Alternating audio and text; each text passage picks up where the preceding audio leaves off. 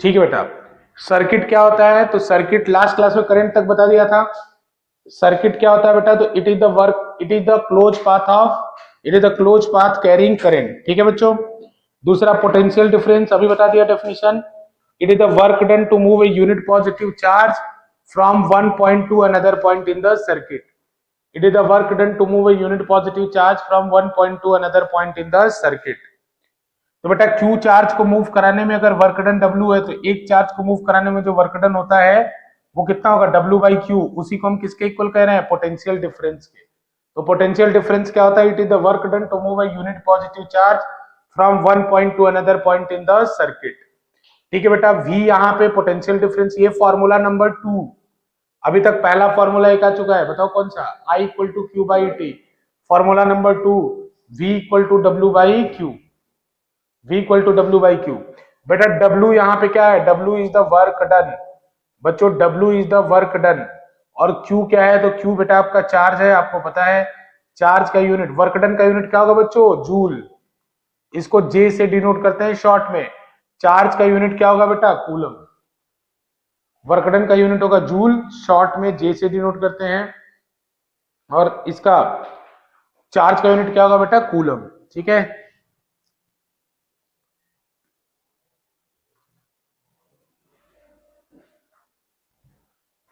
चलो बच्चों, अब इसमें देखो, सबसे पहला क्वेश्चन, डिफाइन 1 वोल्ट। देखो ये पीछे बता चुका हूं, क्वेश्चन आएगा डिफाइन 1 वोल्ट। सबको डेफिनेशन क्लियर है? It is the work done to move a unit positive charge from one point to another point in the circuit. इसमें बच्चों सबसे पहला क्वेश्चन लिखो, डिफाइन 1 वोल्ट। 1 वोल्ट डिफाइन करो, 1 वोल्ट डिफाइन करो। सुनो ध्यान से, एकदम ध्यान से बेटा। 1 वोल्ट सर पोटेंशियल डिफरेंस की हो गया तो सर डेफिनेशन एक बार रिपीट करना। हाँ बेटा, it is the work done to move a unit positive charge. It is the work done to move, it is the work done to move a unit positive charge from one point to another point in the circuit. It is the work done to move a unit positive charge from one point to another point in the circuit. बेटा question है define 1 volt. ठीक है, कैसे करेंगे define? बताना यशस्वी।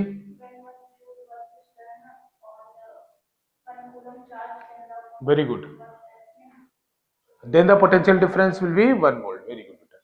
Define 1 volt। बेटा लिख लिया अश्विन? लिख लिया बेटा? Yes sir. ओके बेटा। देखो बेटा, अब 1 वोल्ट हमें बताना है, तो V इक्वल टू कितना होता है? W by Q.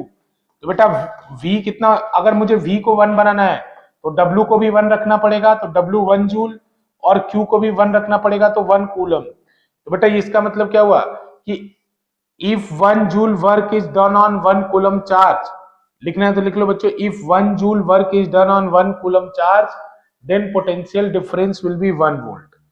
If 1 joule work is done on 1 coulomb charge, then potential difference will be 1 volt.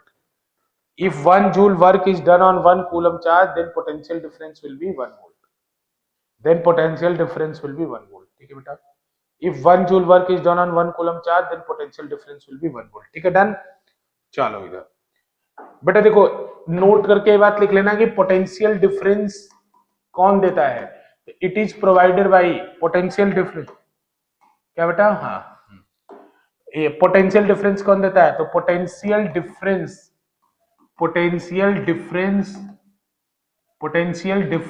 Is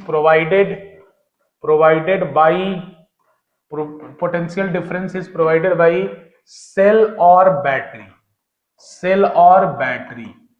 potential difference is provided by cell और बैटरी।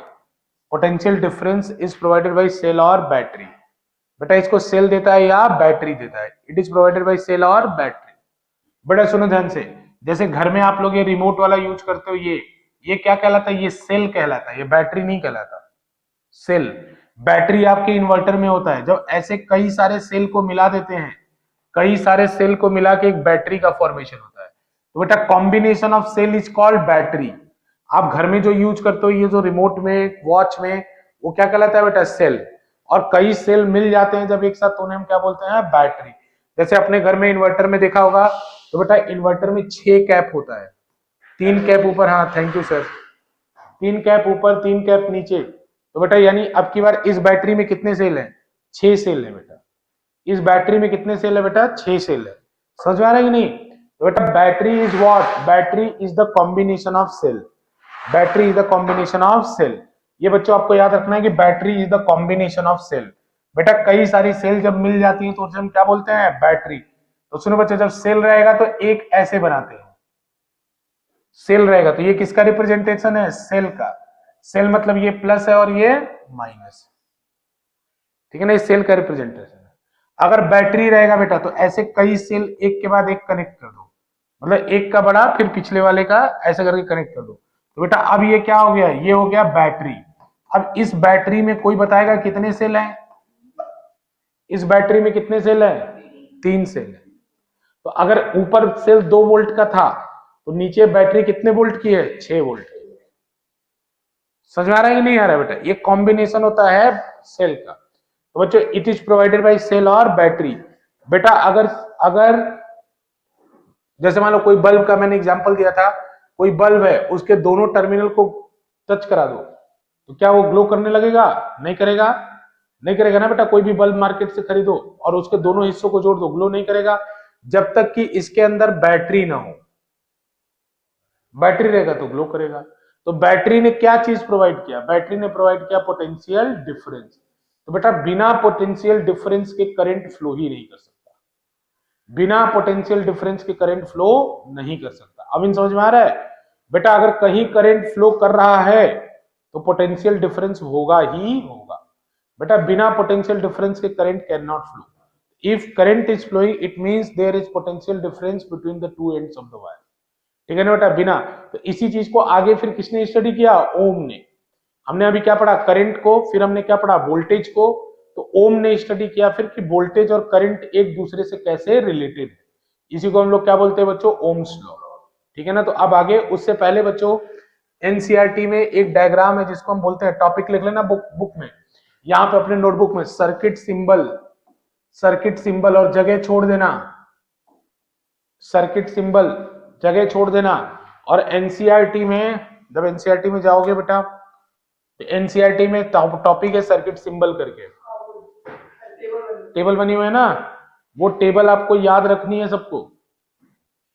क्योंकि हम लोग फिजिक्स बेटा, हम लोग फिजिसिस्ट हैं, हम लोग फिजिसिस्ट हैं, हम लोग ड्राइंग करने वाले लोग नहीं है। तो हम ड्राइंग जब नहीं कर पाते हैं तो हम लोग क्या करते हैं भाई? हम लोग सिंबल का सहारा लेते हैं। जैसे हर बार मेरे लिए पॉसिबल नहीं है कि मैं बैटरी बनाऊं, पंखा बनाऊं, ठीक है ना, मैं टीवी बनाऊं। तो टीवी बैटरी, टीवी की जगह हम लोग बस ऐसे जिगजैग लाइन बना देते हैं।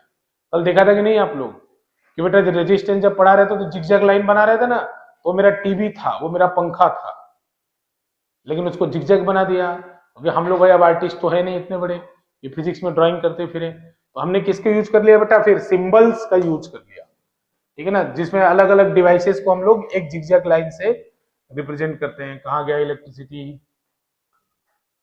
कोई भगवान, फोर्थ में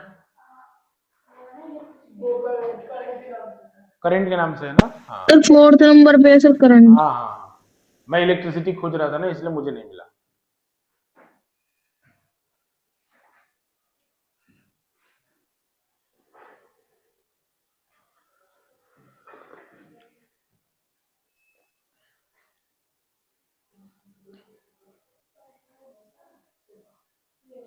बच्चों देखो ये नाम से है symbol of commonly use components in circuit.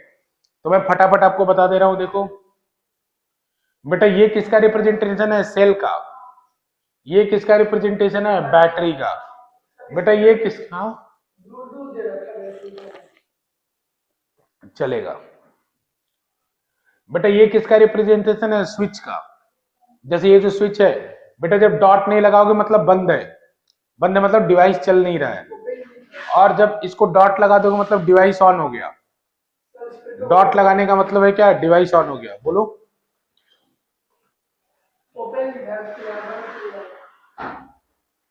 Open का मतलब यहां बंद होता है, घर वाला मतलब मत समझ लेना। घर में ओपन का मतलब खुला होता है, लेकिन यहाँ ओपन का मतलब क्या है? बंद। तो डिवाइस ऑपरेट नहीं। अच्छा सुनो, इधर कंफ्यूज कर, तुम बहुत बोला टाइल हो समीर, बेटा देखो, अगर ये बताओ ये इस तरह से दिया है तो करंट सर्किट में फ्लो करेगा कि नहीं करेगा, ये बताओ मेरे को। नहीं करेगा। जब ऐसे डॉट लगा दोगे तब सर्किट में करंट क्या करेगा, फ्लो करेगा। ये देखो ज्वाइंट कहीं बनाना हुआ, जैसे एक वायर जा रहा है तो ऐसे डॉट बनाया तो मतलब इसमें ज्वाइंट है। बच्चों अगर ऐसे करके ऐसे बनाया है मतलब जंप विदाउट ज्वाइन है, मतलब वायर के ऊपर से वायर गया है, टच नहीं कर रहा है उसको, ऊपर से गया है। और बेटा अगर ऐसा बना है तो उसको टच कर रहा है, और अगर ऐसा बनाया है ऐसे करके ऊपर ऐसे कर दिया तो मतलब ये ऊपर से निकल गया है। इन दोनों में आपस में कांटेक्ट नहीं है। ये क्या है, वायर क्रॉसिंग विदाउट ज्वाइन। बेटा बल्ब को हम लोग ऐसे रिप्रेजेंट,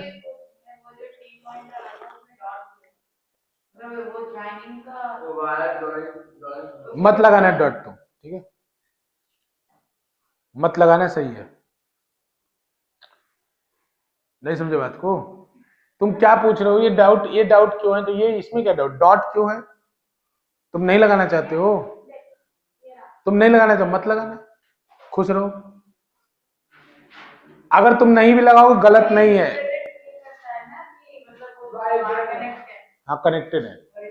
तो इतना तुमको कॉमन सेंस जब समझ में आ गया तो तुम मेरे को रोक के 5 मिनट 2 मिनट बर्बाद क्यों किए। इलेक्ट्रिक बल्ब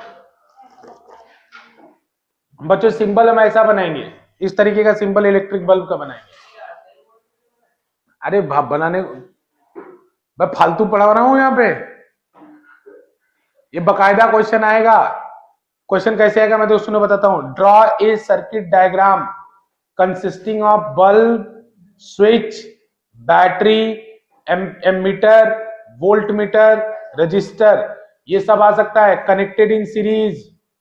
तो तुम्हें बनाना पड़ेगा, सिंबल याद नहीं रहेगा, बनाओगे क्या। हाँ तो अब याद रखना है इसको। अरे इसमें कठिन ही क्या है भाई, कुछ नहीं कठिन है। और ये जो देखो ये है, ये डिवाइस क्या है, रजिस्टर। रजिस्टर मतलब ये कोई भी डिवाइस हो सकता है, आपके घर का बल्ब हो सकता है, पंखा हो सकता है, टीवी हो सकता है, कुछ भी हो सकता है। इन सबको फिजिक्स वाले जितने भी आलसी लोग हैं जिन्होंने फिजिक्स बनाया, सबको बोला हम लोग इतना आर्टिस्ट नहीं, सब जिगजैग लाइन बना दिया। कल भी तो जिगजैग लाइन बना रहे थे कि नहीं हम लोग। तो वो आपके घर का टीवी भी हो सकता था, आपके घर का पंखा भी हो सकता था, कुछ भी हो सकता था। उसको हमने किससे बना दिया, जिगजैग लाइन से, ठीक है ना। और उसका नाम क्या रख दिया हमने, रजिस्टर।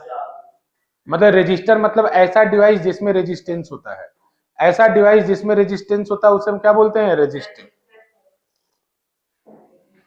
ठीक है बच्चों। अब देखो एक बात, रियोस्टेट, रियोस्टेट अभी दिखाऊं बाद में दिखाऊं, तुमने देख रखा है ना।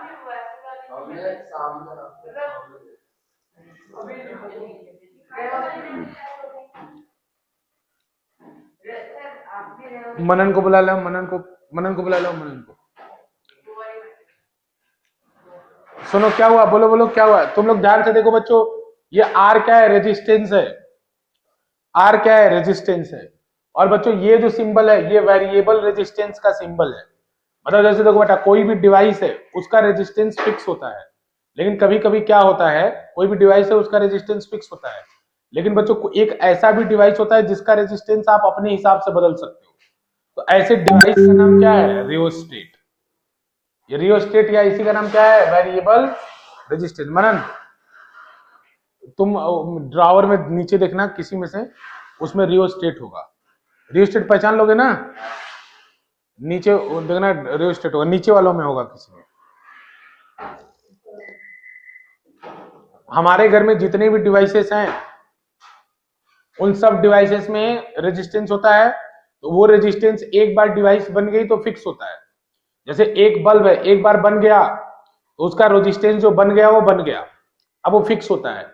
तो बेटा अगर हमको ऐसा भी एक डिवाइस हमारे पास होता है जिसका रेजिस्टेंस हम अपने मन से बदल सकते हैं, तो ऐसा डिवाइस जिसका हम रेजिस्टेंस बदल सकते हैं उसका नाम क्या है, रियोस्टेट। उसका नाम क्या है बच्चों, रियोस्टेट, या इसी को क्या बोलते हैं हम लोग, वेरिएबल रेजिस्टेंस। नाम पढ़ लो,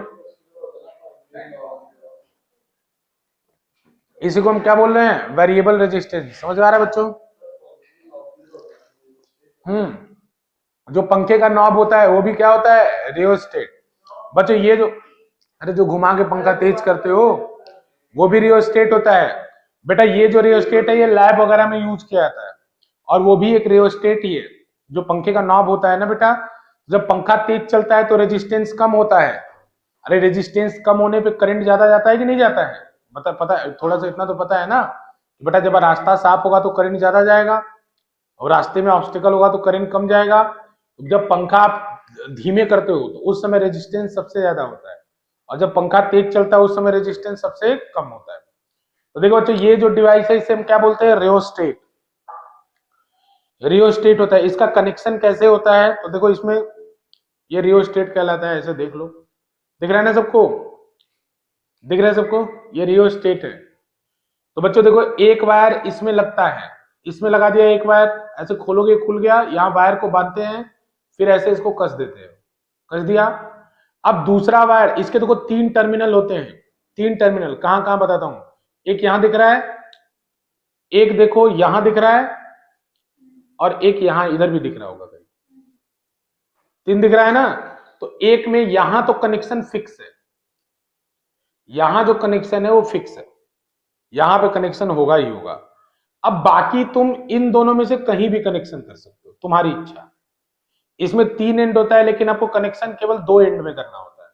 तो एक आप इसमें फिक्स करेंगे तो अब बच गए 2, तो इन दोनों में आप कोई में भी कनेक्शन कर लो। तो अब उससे होगा क्या? तो मान लो, बताओ मैं किसमें करूं, इसमें करूंगा, इसमें करूं, इधर वाले में? चलो इसमें कर लेता हूं कनेक्शन में, यहां। अब देखो करंट कैसे जाएगा इसमें। तो जैसे ही मैं इसमें करंट, मान लो इधर से घुस रहा है, इधर से एंट्री ले रहा है, तो एंट्री ले रहा है तो इस रॉड के थ्रू जाएगा, जाएगा रॉड के थ्रू, रॉड के थ्रू यहां पहुंच गया। फिर देखो यहाँ पे ब्लेड है जो इसको टच कर रही है नीचे, देखो यहाँ पे ब्लेड है, ये ब्लेड है नीचे जो टच कर रही है। फिर इसके थ्रू ये जो लगा हुआ है ना ऊपर, इसके थ्रू करंट नीचे उतर जाएगा। तो करंट ऐसे आया, देखो ध्यान से बता रहा हूं, करंट ऐसे आया, नीचे उतर गया, उतर गया नीचे। अब फिर ये गोल गोल घूमते हुए यहां से करंट वापस चला जाएगा। मतलब करंट ऐसे आएगा, यहां आएगा, फिर इनके थ्रू होते हुए बाहर चला जाएगा। समझ में आ रहा है? तो अब देखो यानी इस सिचुएशन में केवल इतना ही वायर यूटिलाइज हो रहा है, केवल इतना ही हिस्सा इस वायर का यूटिलाइज हो रहा है। करंट ऐसे आ रहा है, यहां आ रहा है, इनके थ्रू होते हुए इससे निकल जा रहा है। अब मान लो बेटा मेरे पास चॉइस है, ये मूव कर सकता है, ये वाला जो टर्मिनल है क्या कर सकता है? ये मूव कर सकता है। तो मान लो मैंने इसको यहां कर दिया, तो यहां कर दिया, तो अब क्या होगा? करंट ऐसे आएगा, यहां से नीचे उतरेगा, ये पूरा यूटिलाइज होगा और यहां से बाहर निकल जाएगा। समझ में आ रहा है कि नहीं? अब अगर मान लो मुझे तो ज्यादा रेजिस्टेंस हो गया ना ये, अब मुझे कम रेजिस्टेंस चाहिए, तो मैं एकदम पास कर लूंगा यहां, तो अब करंट ऐसे आएगा, यहां से नीचे उतरेगा, बस इतने वायर से होते हुए निकल जाएगा, तो कम रेजिस्टेंस यूज हुआ। मतलब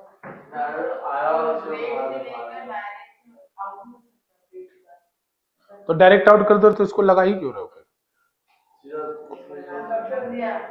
तो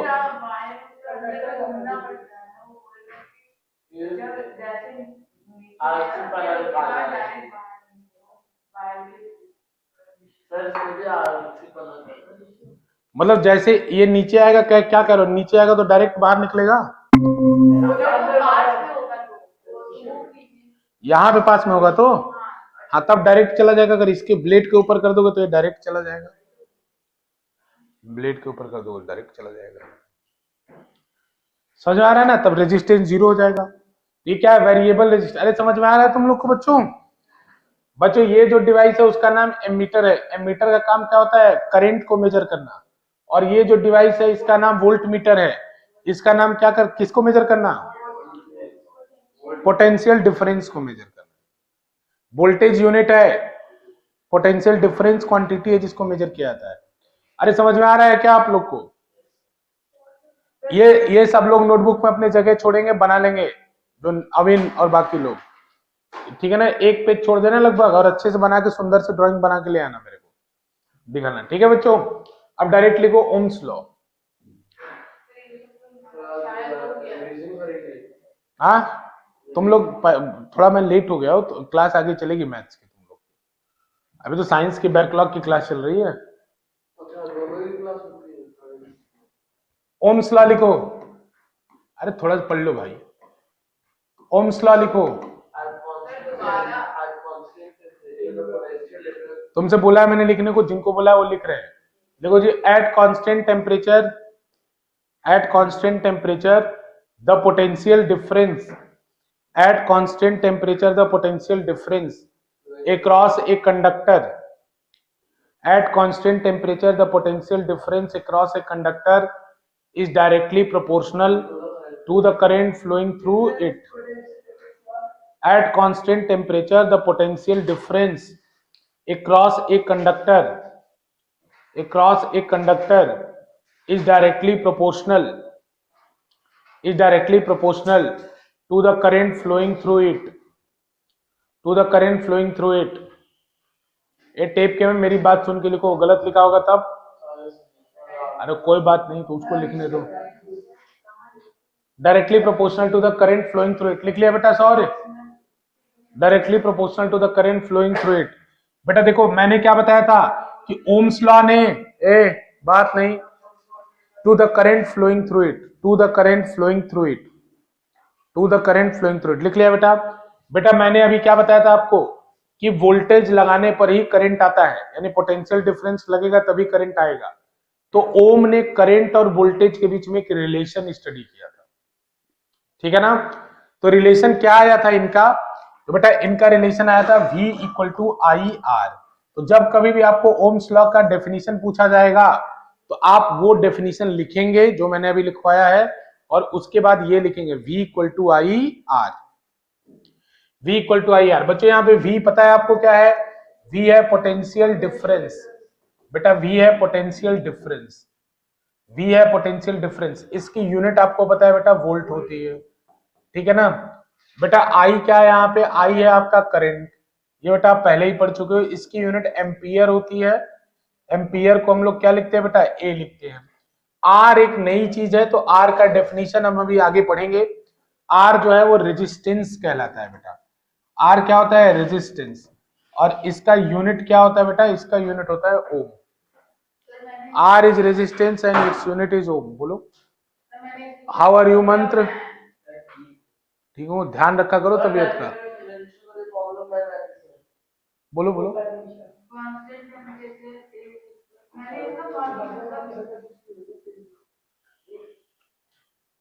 ये जब चेक उक कराने कम ना, बाद में क्या करो, अभी मेरे को मैं बाद में देखूंगा अभी इसको। कांस्टेंट टेम्परेचर, ठीक है, तो आप पास इक्वल टू क्यों लिखे हो, डायरेक्टली सीधे से बैठ जाओ। बच्चों डन, लिख लिया यहां तक। रेजिस्टेंस क्या होता है, तो अभी मैं आगे बता दूंगा रेजिस्टेंस की डेफिनेशन, बस अभी के लिए याद रखो, it is the obstacle in the path of current. बेटा ये करंट के पाथ का क्या है, बाधा है, ऑब्स्टिकल है। मतलब बेटा जहां ऑब्स्टिकल कम होगा वहां करंट ज्यादा फ्लो करेगा। दो रास्ते में कांटे, एक रास्ते में कांटा है, एक रास्ते में कांटा नहीं है, तो जिधर रास्ते में कांटा नहीं उधर तेजी से चार्ज फ्लो करेगा, आप तेजी से भागोगे तो उस डायरेक्शन में आपका मोशन ज्यादा तेज बनेगा। तो उसी तरह चार्ज है, जहां रेजिस्टेंस ज्यादा होगा वहां वो स्लो मूव करेगा, यानी करंट कम बनेगा। जहां रेजिस्टेंस कम होगा वहां फास्ट मूव करेगा, यानी करंट ज्यादा बनेगा, ठीक है ना बच्चों। ये लो, ये क्या हो गया,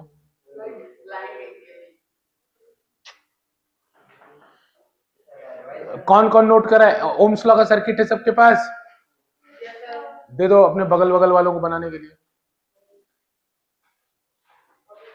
मैं भी बना रहा हूं, बाकी जो ऑनलाइन वाले हैं।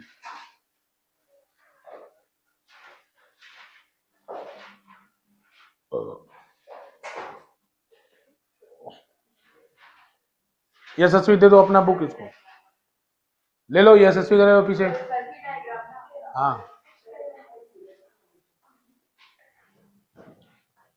बच्चों मैं यहां बना रहा हूं, जो बच्चे हैं ऑनलाइन उनके लिए। ओम ने ये रिलेशन निकालने के लिए एक एक्सपेरिमेंट का हेल्प लिया था। उस एक्सपेरिमेंट का डायग्राम बनाने के लिए हमारे सिलेबस में बार बार आता है, ठीक है ना। ओम ने जो सर्किट डायग्राम बनाया था इस रिलेशन को फाइंड आउट करने के लिए, वो बेटा मैथ्स क्लास है चलेगी। ये बैकलॉग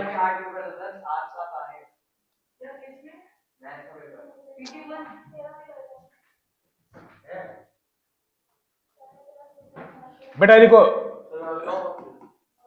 एक्सपेरिमेंटल सेटअप नहीं बेटा, एक्सपेरिमेंटल सेटअप, इनका एक्सपेरिमेंटल सेटअप क्या था बेटा, ओम का। तो देखो ओम ने सबसे पहले एक रेजिस्टेंस लिया था, तो रेजिस्टेंस लिया तो रेजिस्टर को ऐसे लगा दोगे, रेजिस्टेंस या resistance is the property and register is the device. बेटा रेजिस्टेंस प्रॉपर्टी होता है और जो उस प्रॉपर्टी को रखता है उसे रजिस्टर कहते हैं। बेटा एक रेजिस्टेंस लगाया था, रेजिस्टेंस के ऊपर इन्होंने वोल्ट मीटर लगाया था, वोल्ट मीटर, और बेटा वोल्ट मीटर का प्लस इधर माइनस इधर। फिर यहाँ पे बच्चों एक एमीटर लगाया था, एमीटर लगाया था, एमीटर का प्लस नीचे माइनस ऊपर, एमीटर का प्लस नीचे और माइनस ऊपर, ये एमीटर लगाया था। एमीटर लगाने के बाद बेटा एक बैटरी लगाई थी, बैटरी लगाने के बाद बेटा एक स्विच लगाया था, ठीक है ना। स्विच लगाने के बाद बेटा एक रियोस्टेट लगाया था, रियोस्टेट यानी वेरिएबल रेजिस्टर लगाया था।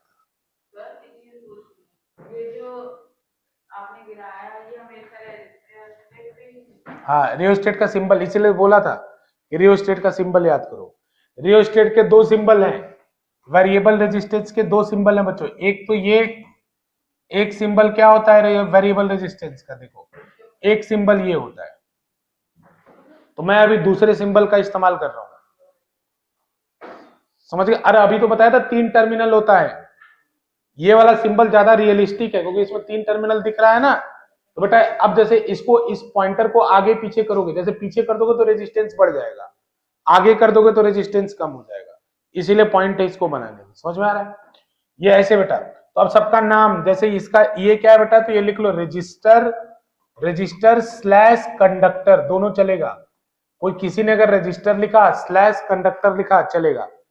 इसका नाम क्या होता है बेटा, वोल्ट मीटर। देखो ये ओम्स लॉ का सर्किट डायग्राम बार बार एग्जाम में आया है और आएगा लेबल्ड सर्किट डायग्राम, मतलब इसमें आपको लेबल करना पड़ेगा सब चीजों, कौन सी चीज क्या है, ये क्या है। और बच्चों प्लस माइनस भी नहीं छूटना चाहिए, किसका प्लस किधर किसका माइनस किधर। ये बेटा एमीटर है,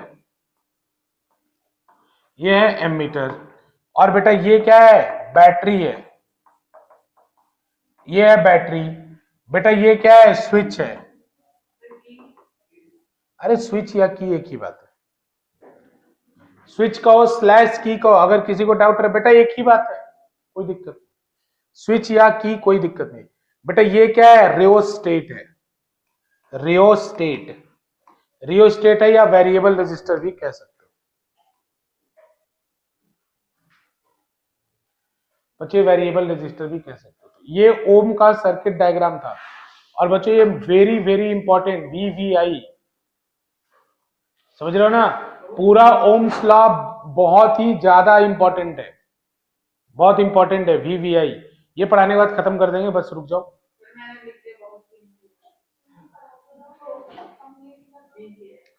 अरे ठीक है लिख लिया, वो बीके केसी होता है,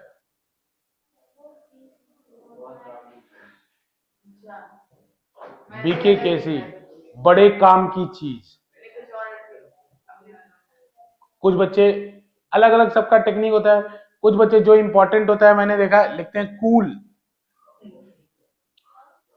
जो इंपॉर्टेंट होता है, जो इंपॉर्टेंट होता है उसके ऊपर लिखते हैं कूल। कुछ बच्चे होता है, जैसे मैंने अलग अलग नोटबुक देखने में तमाम प्रकार की चीजें देखने को मिल जाती है। कुछ बच्चे लिखते हैं बीके केसी, बड़े काम की चीज। कुछ बच्चे लिखते हैं वी, मतलब वो तो कॉमन है, इंपॉर्टेंट वेरी इंपॉर्टेंट लिखना, वो तो बोलते हैं।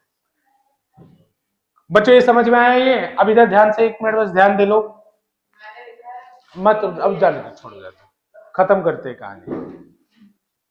देखो बच्चों ओम ने क्या किया, इस तरह का एक्सपेरिमेंटल सेटअप किया बच्चों, ठीक है। और उसके बाद उन्होंने एक टेबल बनाया, टेबल बनाया किसका, वी और आई का। बच्चों वी और आई का टेबल बनाया, वी का इधर वोल्टेज लिखा, इधर करंट। बताओ उनको वोल्टेज कहां से लिखेंगे, वो वोल्ट मीटर से। बेटा वोल्ट मीटर एक डिवाइस होता है जो वोल्टेज बताता है, पोटेंशियल डिफरेंस बताता है। और करंट कहां से देखेंगे, एमीटर से। तो इन्होंने बेटा वोल्टेज और करंट को देख के ग्राफ बनाया। तो देखो सबसे पहले उन्होंने रीडिंग लिया, मान लो V1 और I1, वोल्टेज था V1 और करंट था I1। फिर उन्होंने रियोस्टेट को छेड़ा, तो छेड़ने से करंट बदल जाएगा तो वोल्टेज भी बदल जाएगा। तो रियोस्टेट को चेंज करने के बाद बेटा वोल्टेज बदला तो यहाँ करंट भी बदला। फिर उन्होंने रियोस्टेट को चेंज किया, फिर से वोल्टेज बदला तो करंट भी बदला। फिर उन्होंने बेटा इसकी स्टडी करी। तो इन्होंने स्टडी में क्या पाया, ओम ने स्टडी में पाया बेटा कि V1 upon I1 is equal to V2 upon I2 is equals to V3 upon I3, ये तीनों इक्वल है और equal to constant, is equal to constant. बाद में ओम ने इसी बात को समझा और बेटा बोला कि V बाई I का जो रेशियो है वो हमेशा फिक्स होता है फॉर ए गिवन कंडक्टर, और उसको किसके इक्वल नाम दे दिया, R के। बच्चों उस कांस्टेंट का नाम क्या दिया उन्होंने, R। R मतलब रेजिस्टेंस। V बाई I का रेशियो हमेशा कांस्टेंट होता है और उस कांस्टेंट का नाम क्या दिया बेटा, R। तो यहीं से वो रिलेशन जो आपने ऊपर लिखा है बेटा V इक्वल टू IR बना। ये ओम की वजह से रिलेशन आया है। मैंने आपको बताया, पहले बताया कि क्या होता है रिलेशन और क्यों होता है, कैसे होता है, तो वो इसका सेटअप है, ठीक है ना। तो टेबल बना के लिख लो, V1 upon V2, I1 upon I2 and V3 upon I3 is equals to constant. ठीक है, आगे चले, लिख लिया ना बेटा। इन दोनों का रेशियो कांस्टेंट होता है हमेशा, तो V equal to IR, V equal to IR, ये इनका रिलेशन निकल के आया। ठीक है बच्चों, चलो आगे। अब इसके बाद हम पढ़ेंगे बच्चों VI ग्राफ।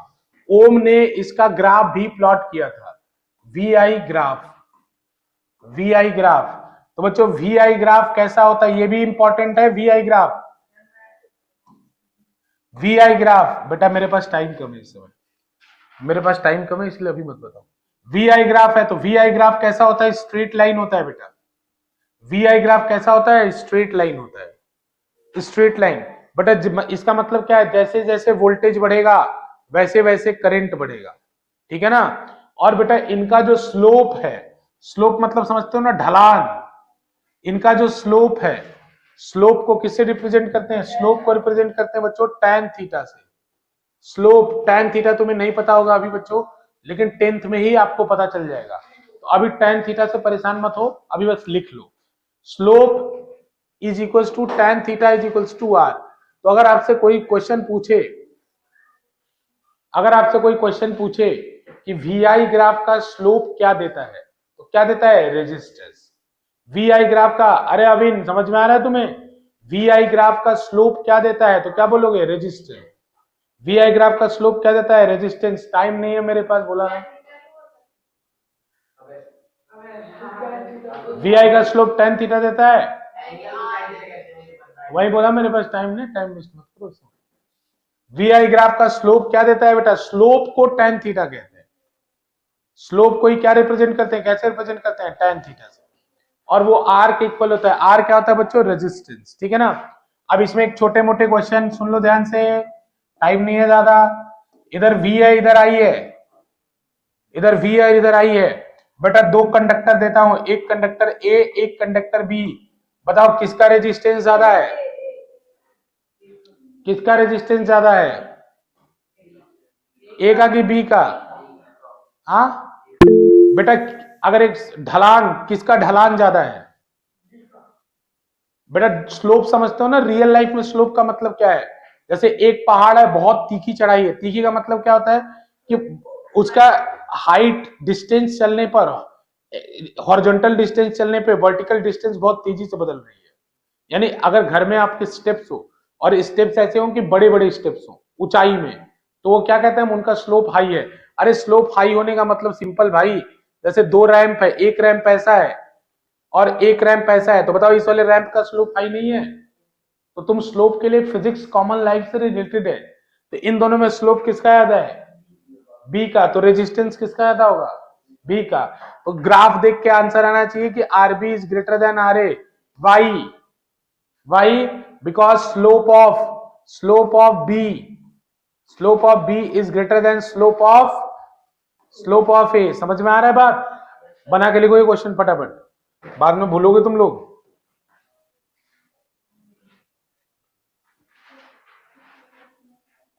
ठीक है सर, लिख लिया बेटा। VI ग्राफ में slope of B is greater than the slope of A. समझ में आ रहा है। एक और ग्राफ, अब बोलेगा नहीं, कोई बोलेगा नहीं, मैं नए बच्चों से पूछ रहा हूं। अपना इंटेलिजेंस मत दिखाना इधर, नहीं तो पेपर में इंटेलिजेंस दिखाना अपना। अभी कल टेस्ट लूंगा ना, उसमें इंटेलिजेंस दिखाना सब लोग अपना। हाँ अभी मैंने मैथ्स का इंटेलिजेंस तुम लोग का देखा।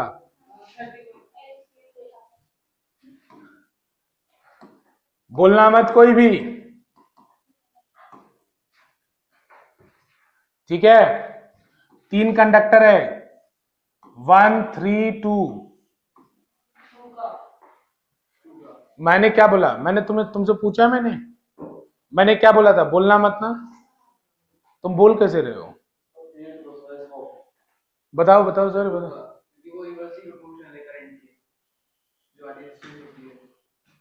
टू का ज्यादा होगा। सीक्वेंस क्या होगा बताओ? 2 3 1। अविन, स्लोप किसका ज्यादा है?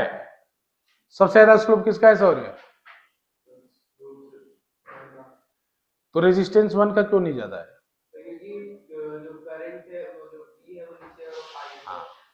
आज ये सर, आज ये सर, आज ये सर। बच्चों सुनो ध्यान से, अविन सुनो। वहां जो ग्राफ था वो वी आई ग्राफ था, यहां जो ग्राफ है कौन सा ग्राफ है? आई वी। तो हमेशा स्लोप कहां से देखना है? एंगल कहां से देखना है? आई से। एंगल कहां से देखना है? आई से। इसीलिए देखो इसमें याद रखो कि R2 सबसे बड़ा होगा, R3 फिर R1। समझ रहे हो? अरे बात समझ रहे हो तुम? एंगल यहां किससे देखना है? आई से। पिछले वाले क्वेश्चन में इस क्वेश्चन में अंतर क्या है? पिछले वाले में आई इधर था, वी ऊपर था। डन। अब sir will take care of you. ठीक सर, मैं वो जाना नहीं है किसी को। सब बने रहे बच्चों। मैं रिकॉर्डिंग बंद कर देता हूँ।